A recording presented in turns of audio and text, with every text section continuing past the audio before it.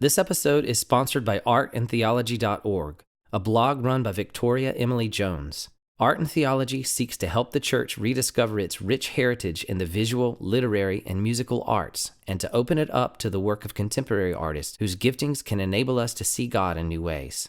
And by our friends at Hope Writers. If you've ever thought about writing a book, did you know that you are already on the writing journey? We've partnered with our friends at hopewriters.com to share a free 30-second quiz to see where you are in your writing journey and to help you move forward in getting your story out of your mind and into the hearts and minds of others. To learn more and to take their free 30-second quiz, you can go to hopewriters.com/quiz. That's hopewriters.com/quiz. In our culture at large, and indeed for centuries, people have recognized in the arts and the artistic experience transcendence.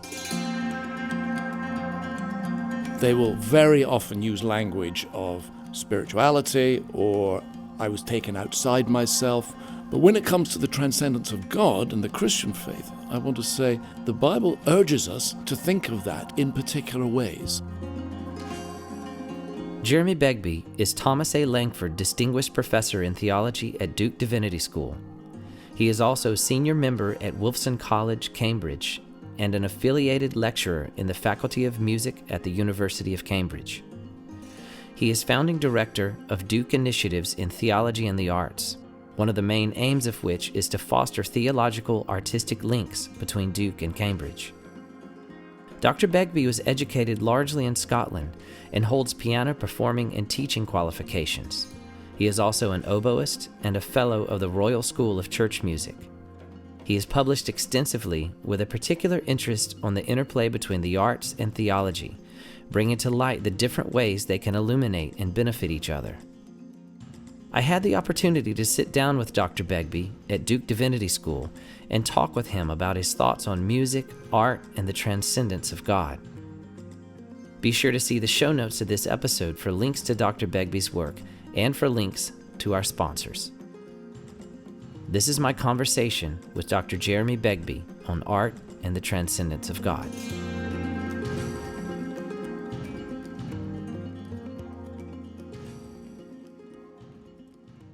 Well, Dr. Begbie, it's an honor to have you on Makers and Mystics, and I appreciate you taking the time to join us on the show. It's delightful to be here. Thank you for asking me. Yes, sir.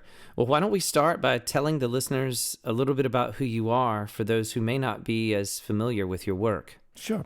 I teach theology at Duke Divinity School, and before that I was teaching in Cambridge in the UK and in St Andrews in Scotland.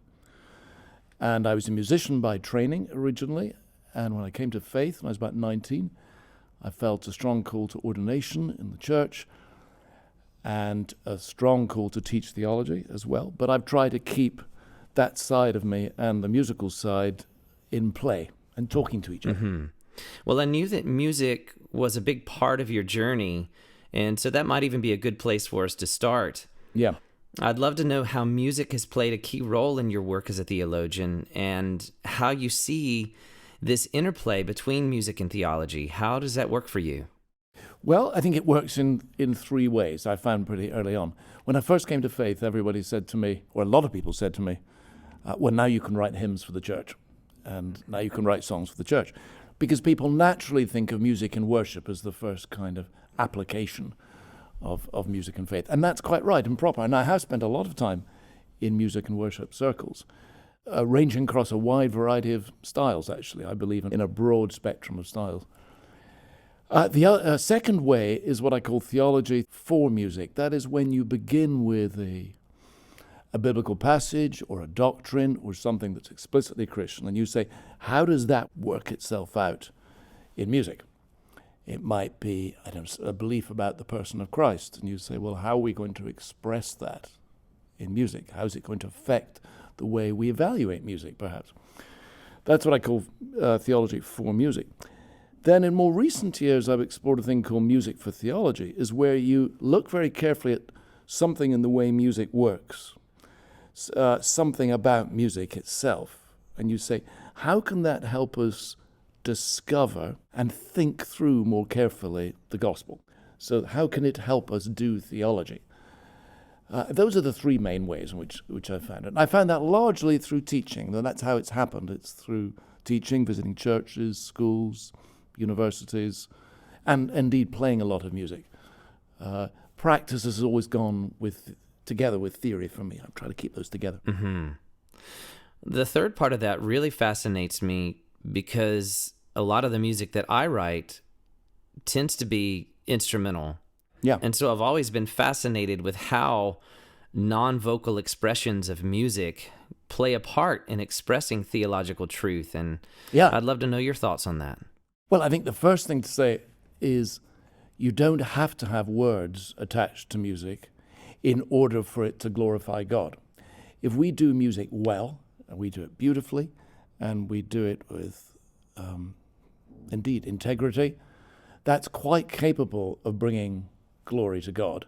You don't have to have an evangelistic message attached to it for it to honor Christ and to honor the gospel. That's the first thing. But I think we can go further than that. I think we can say that there are things about the way we make and hear music that have what I would call theological resonances, theological power.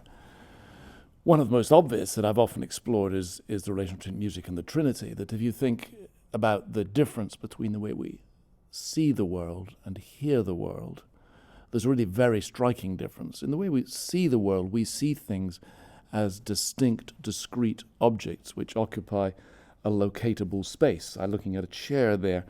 The chair is there. It's not somewhere else. And if I bring another chair anywhere near it, the second chair is going to knock the first out. Or, well, could you merge them? You probably couldn't merge them. They can't occupy the same space at the same time and be two chairs. You can't have red and yellow in the same space, occupying the same space, and see them as red and yellow. Right. They'll either hide each other or they'll merge into something else, like orange.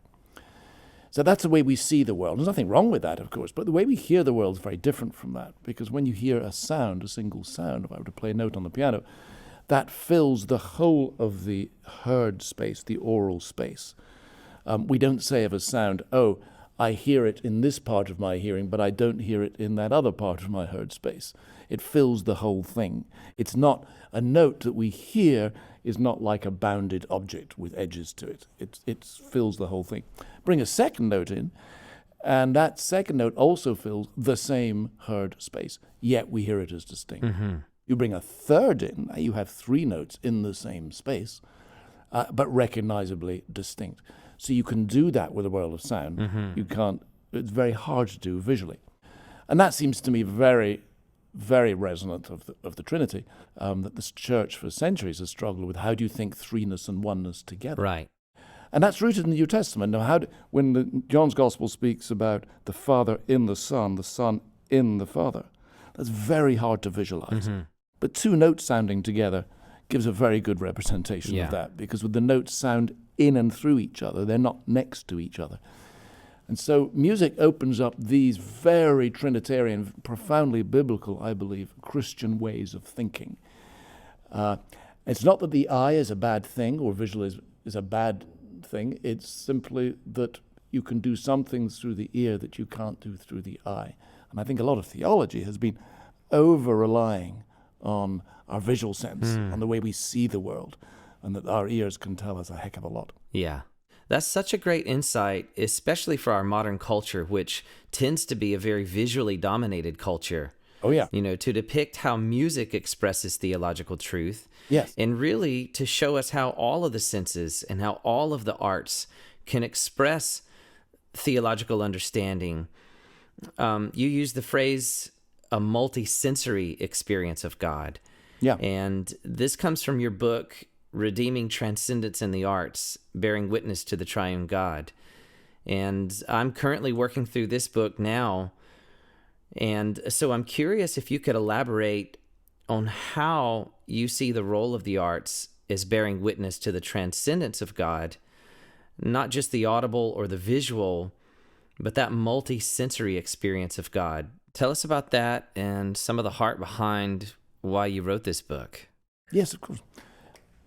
The point of writing of the book is to recognize that in our culture at large, and indeed for centuries, people have recognized in the arts and the artistic experience transcendence. They will very often use language of spirituality, or I was taken outside myself, or I have a sense of the infinite, or whatever, that thousands speak this way about the arts, that it gives them an experience of what they would call transcendence, what we would naturally call transcendence. I want to take that very seriously. But when it comes to the transcendence of God and the Christian faith, I want to say the Bible urges us to think of that in particular ways, wonderful ways, but very particular ways.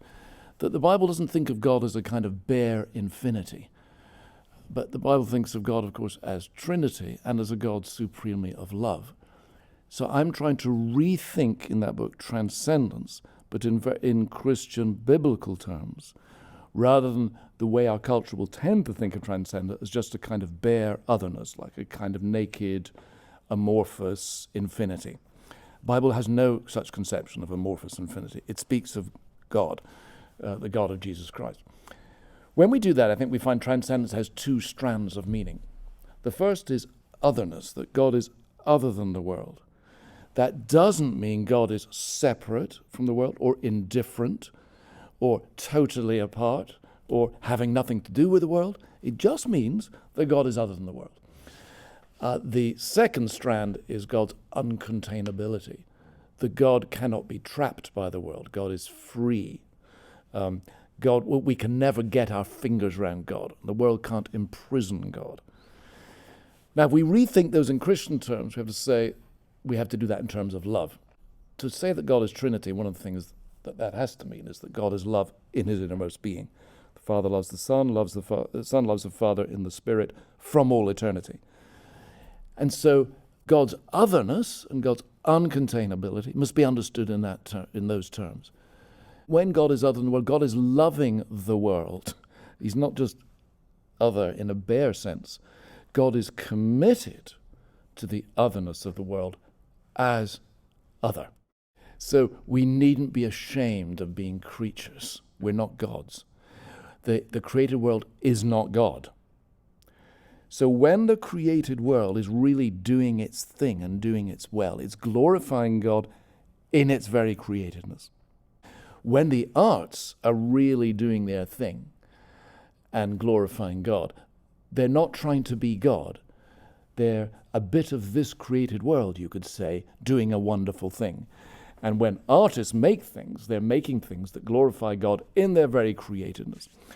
Some examples, you say, other than music, a lot of people point to the Dutch landscape tradition of the 17th century, when the landscape is painted as glorifying God, but it's not painted as divine.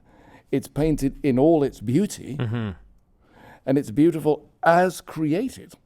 And so when it's glorifying God, it's not trying to be something other than created. But at the same time, Dutch landscape painting is very realistic. It's realistic that this world has been infected, corrupted, nature included, by us. So it's not sentimental. It's saying there's an underlying beauty, but it's an aching beauty. Creation is still to reach its goal. That's an example, I think, where art can witness to the otherness, that is God's loving commitment to the world as other, in a powerful way. But it can happen through any of the arts as well. Artists are a funny lot, apart from yourself, Steve, because they're always trying to be God. It seems built into the human condition, sadly. It's called sin, when we try to jump out of our finitude. Right. And that's the kind of primal sin. Now, as far as uncontainability is concerned as well, I think music is probably the supreme art form in that respect, because it's always kind of bursting beyond language. It's always bursting beyond its own bounds. But again, this is all about love, that the uncontainability of God is the uncontainability of his love, of his abundant commitment to the world and to each other. So whenever we are reminded of God's goodness in the arts, in a way we realize we can't contain that goodness. Bach's music is the obvious example, I think, of that. That when he's setting a text from the Resurrection, for instance, he just goes on adding bits, as it were, to say, whatever you say, whatever you write about this, there's always more. So the best art that witnesses to the uncontainability of God is always exceeding its bounds. It's always saying, we've said a bit, we've done a bit, but there's always more. And I think built into the arts is this thing, what I call, simply metaphor, the idea that when you bring two things together that don't really belong together, that's what metaphor is about, you create a little explosion of meaning. And however much you say about it, it'll always burst out of what you say about it. Art is endlessly evocative, elusive. That doesn't mean it can mean anything you want, but it always means more than you can say. Mm-hmm. And that, I think, can be a powerful witness to the God who always exceeds anything that we can say and anything that we can do. Yeah. Well, I want to ask you along those lines, because you were talking about transcendence and how the Bible handles the transcendence of God, and that it's not just this ethereal force, but that it's a triune being. Yeah. And I began to think that art, for a lot of people that don't accept the witness of the Christian faith, art becomes a surrogate religion in many ways. And I think that... For me, for many years, it was. For me, it was as well. And I think it's because, well, you use this phrase in your book, our culture's spiritual impulse. Yes. That there's something inside the human being that longs to connect with something greater than itself. Absolutely. And so I'm curious how you see art from a Christian perspective as being able to speak into that longing of the human heart. That's a great point. That longing is undoubtedly there. Charles Taylor speaks about our culture as inhabiting what he calls an immanent frame, which means a way of looking at the world that doesn't need God. Needn't necessarily be atheists. A lot of Christians spend their life in the immanent frame. That is, they're kind of practicing atheists day to day. God doesn't actually play a major part in decisions and whatever. I mean, myself included. So it's a kind of practical atheism our culture has got used to. But whether an atheist or not, most of us have, deep down, I believe, are you could say hardwired to believe that there must be more than this, that the world simply can't explain itself. It's interesting, a lot of scientists, they've done, I don't know about this country, but in the UK they've done surveys amongst scientists. Of a very high percentage of scientists read their horoscope every morning. I mean, high-ranking physicists, for example.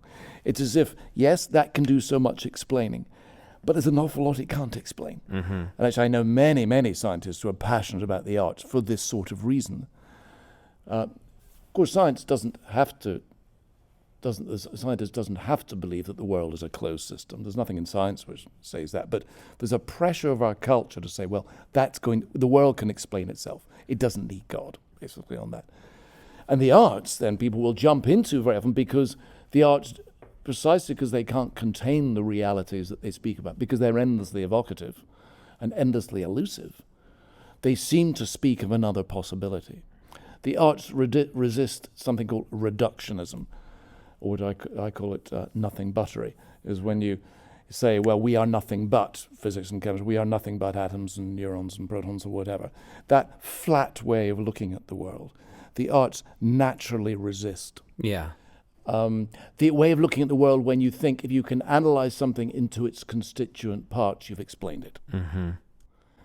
The arts don't work that way. They put things together. They don't take things apart. Right. So the arts naturally resist reductionism. And I think we as Christians need to tap into that. Mm-hmm. But we need to tap into it as Christians. Right. And not at that point be ashamed of the gospel.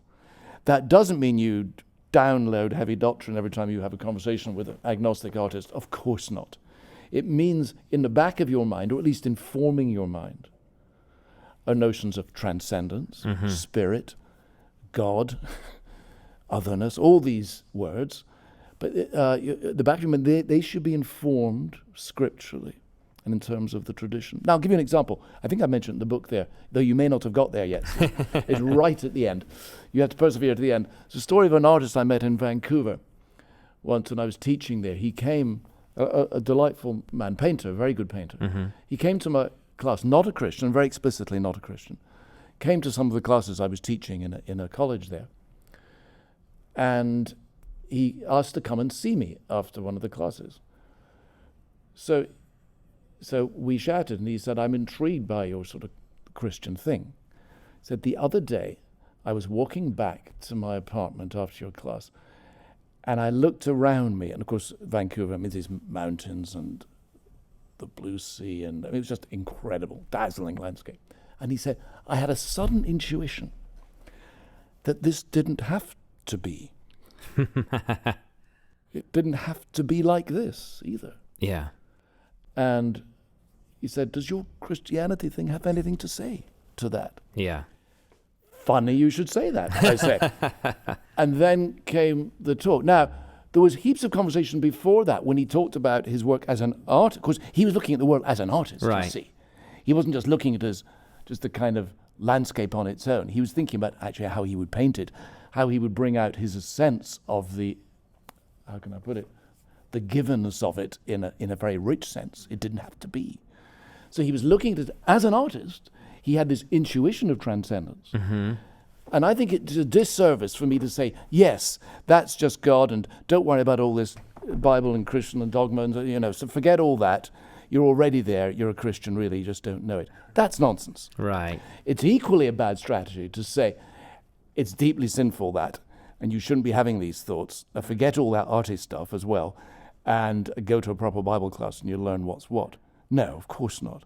You take that intuition and you say, by the grace of God, you hope there's some really good stuff there, and there seems to be.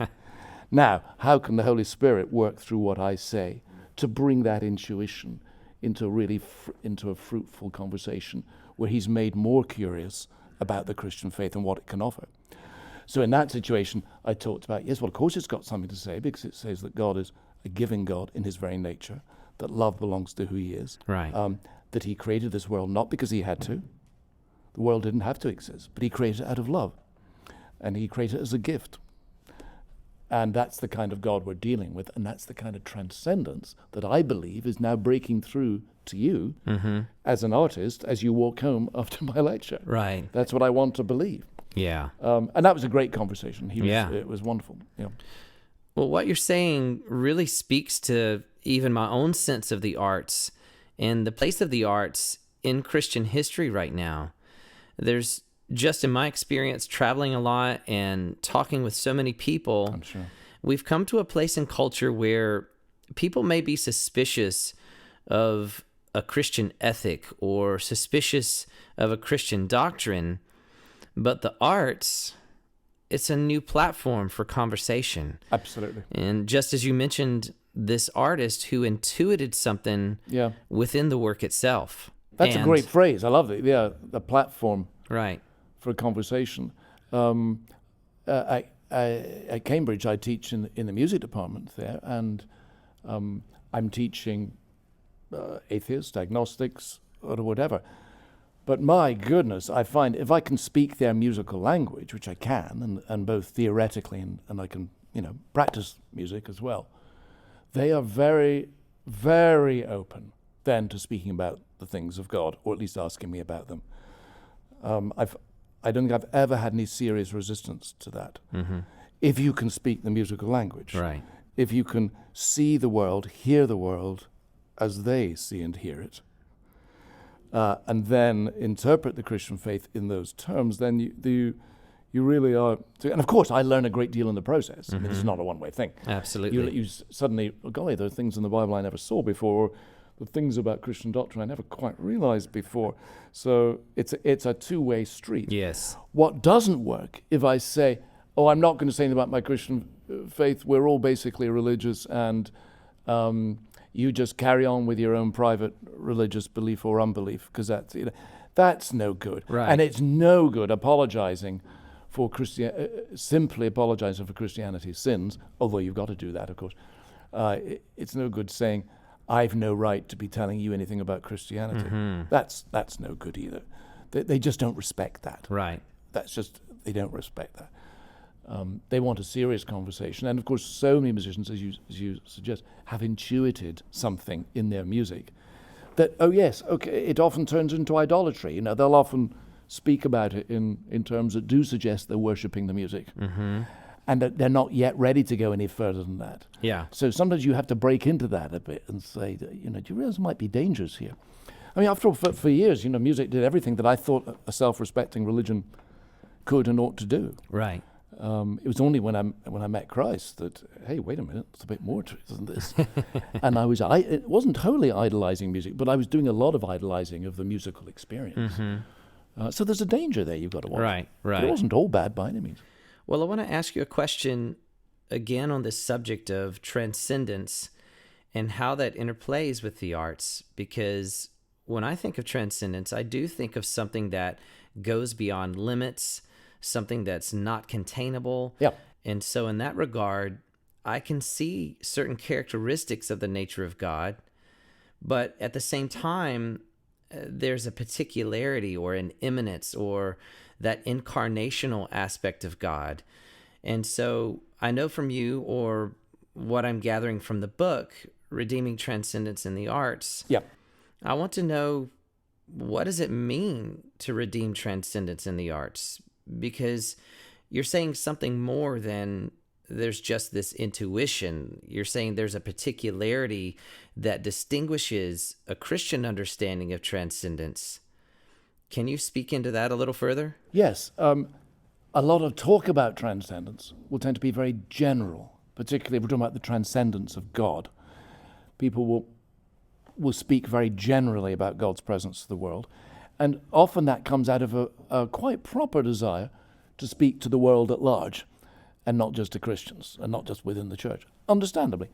But I think we need to be pretty clear on that in the New Testament, the writers are seeing the world through this very particular historical happening in Jesus Christ, in the life, death, resurrection, ascension of Jesus.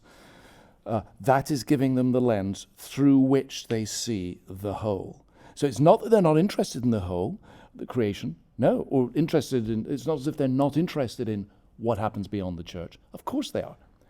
But they're interpreting it always, over and over again, through what's happened in Jesus.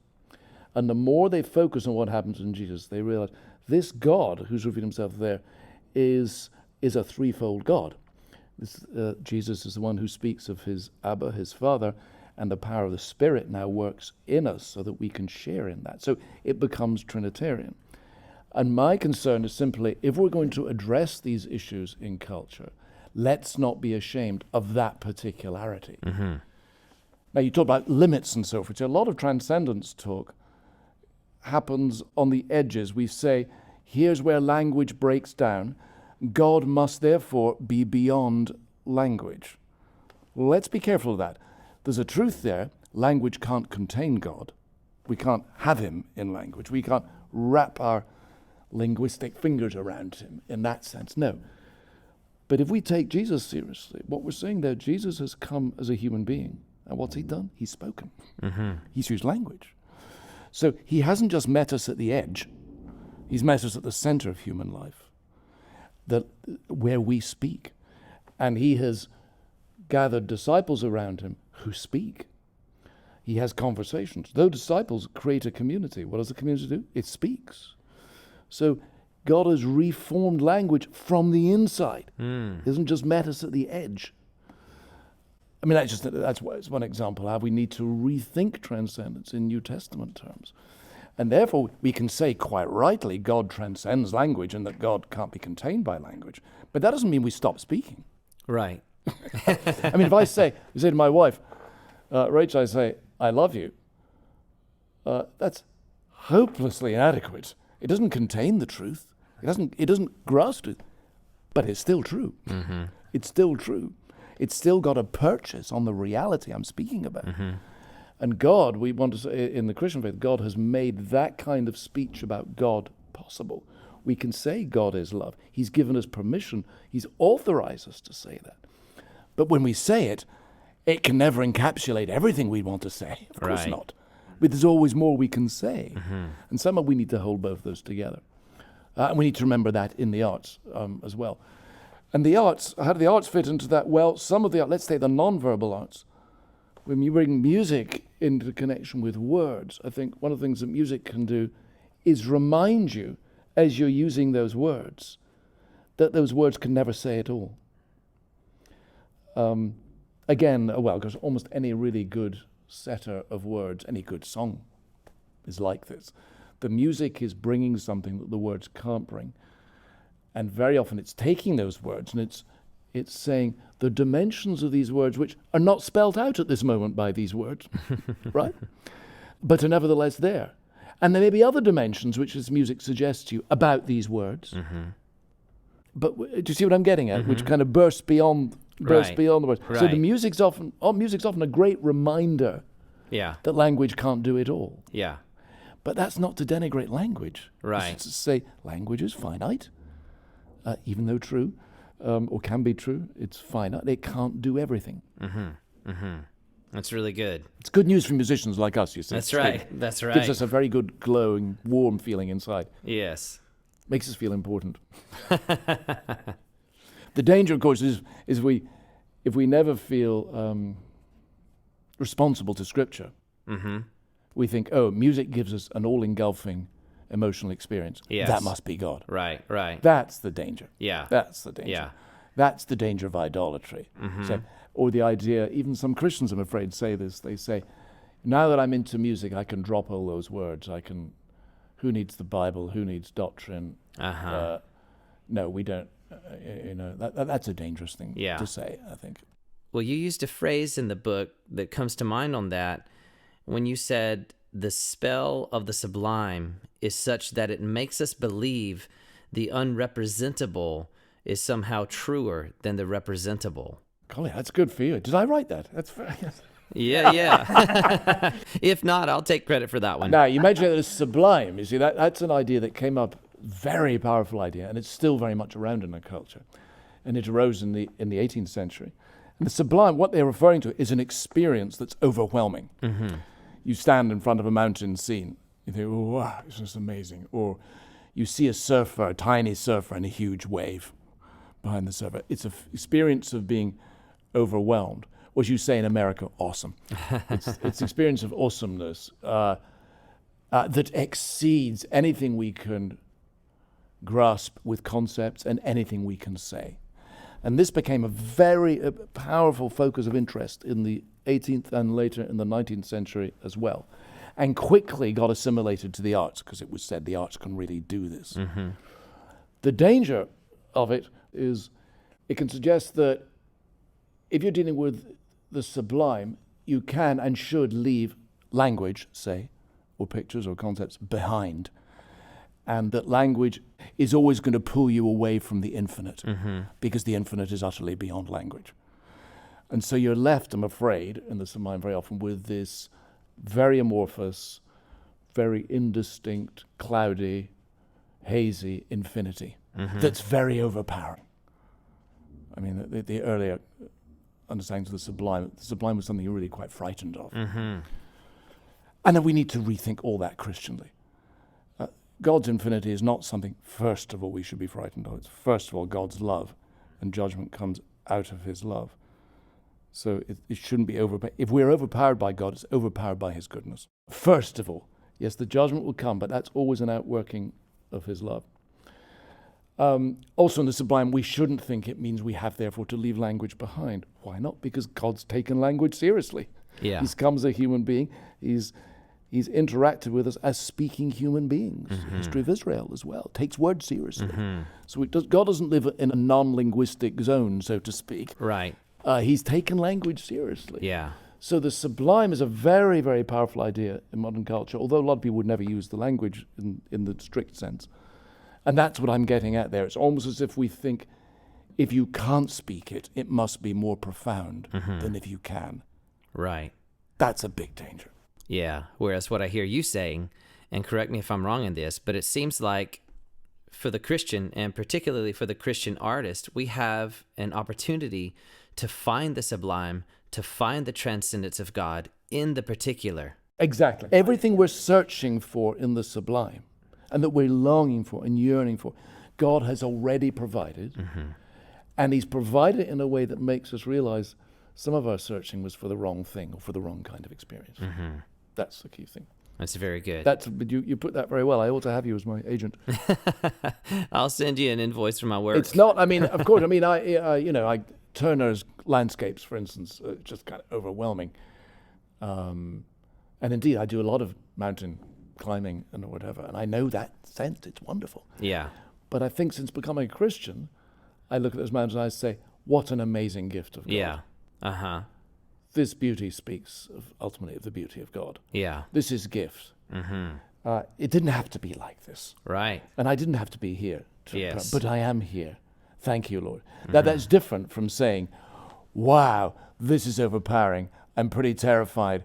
But wow, it's awesome, and I just love the experience. Uh-huh. Those two are very different things. They are very different, yes. Yeah. So it's not as if Christians must be frightened of the landscape or nature or whatever, but if you see it through the eyes of Christ and the Trinity, you're always seeing it as a love gift. Yes. As something that didn't have to be, but was because of the goodness of God. Yes. That's a very different thing. It is. And I love that you keep going back to that. It didn't have to be this way, but he made it this way. Absolutely. God didn't have to create the world. That's right. But he did. Yes. And it makes sense given the God of love that he is. Now that's an incredibly important thing. Because we tend to view the word, two senses of the word given. One is when we say it is a given fact, which is a kind of bare, it's just the way things are. Right. So I look at you, I look at the things around, I just say, no, it's just given. They're just there. That kind of neutral there-ness. Most of us live our lives like that. Right. But in the Christian faith, nothing is ever just there. It didn't have to be. Yeah. And it didn't have to be in this form. So you and this interview, it didn't have to be, but it is. And the wise thing is then to perceive it as gift, an opportunity. Very good. What can come out of this that glorifies God? Which is rather than just, it's another given appointment. Amazing. And that's a hard thing, because most of our lives are practical atheists. We look at the world, it's just there. It's just there. I love that distinction between this neutral given and then given. Very different. It's interesting, we've taken that word given and just neutralized it. It's like the word nature. Bible has no word like nature, because in non-Christian world, nature is it's just there. It's the non-human world that's just there. No, Bible only speaks of creation. Now, the minute you've used that word creation, you've implied a creator. So the natural world is never just there. It's always God's creation. Yes. Always. Yes. And that's the way we're always to look at it. That God's committed to it, and one day it will be recreated. Yeah. That's a very different perception of It nature. is. Nature, you could say, it's one of the worst inventions of the modern age. The concept of nature. Wow. It's a thought. Yeah. Because you've just neutralized it. Right. You just turn it into bare physical fact. Sure. Well, Jeremy, I know our time is almost up here, but I want to ask you one final question. And this is a broad question, but I feel that it's an important question to ask. So, where do you see the relationship between art and theology going? And where do you hope to see this relationship go from here? I would love all those involved in the conversation to plow much more deeply into Scripture and to Christian tradition that is faithful to Scripture. I mean the great creeds of the church, classic creeds and confessions of the Christian church.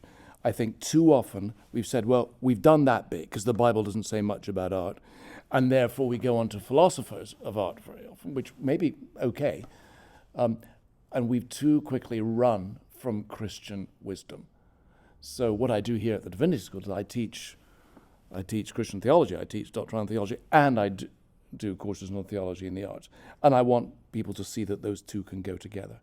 So my great hope for the future is that Christians who believe in the power of Scripture and have discovered the Trinitarian God of Jesus Christ in a powerful way will not be ashamed of that and believe there is always more fruit to come out of that vision, what I call the scriptural imagination of God, that there's always more there. We don't have to jump immediately out of that in order to talk about the arts. No, we need to go deeper into that in order to talk more intelligently to our culture about the arts. Well, Jeremy, thank you so much for joining me on Makers and Mystics. It's been an absolute delight. I hope you enjoy the rest of the book. I'll call you back if I have some questions. That's terrific. Thank you for your questions. They've been very, very astute. And as always, thank you so much for listening to the Makers and Mystics podcast. Be sure to follow us on Instagram and visit makersandmystics.com for more episodes and to join our creative collective. We'll see you again next week.